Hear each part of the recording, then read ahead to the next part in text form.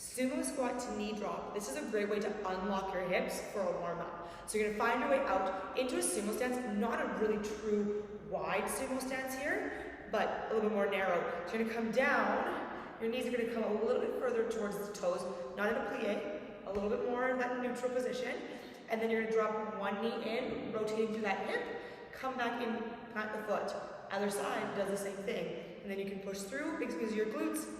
Anytime you need to, feel free to come back to that. If you can rotate off the toes a few times, that's ideal. Now the goal is that you're not moving your full body. The goal is that the chest stays relatively squared off while you rotate through the hip to allow for the hip to unlock. Again, this is for prepping for lower body strength days, or if you're just naturally really tight in the hips. The other thing I want you to think about as you're either coaching this or you're doing this exercise, this warm-up specifically, is you're gonna come down to this position. Try to avoid having your hips pull back. If your hips are super tight and you naturally fold in, I want you to stay as high as you need to prevent that position. So that might mean you sit way up here and that's where you're at today, but you still have your core engaged and then you can move through versus sitting down here and having your nipples face the floor, okay? That is your sumo to knee drop as a beautiful warm-up to unlock your hips.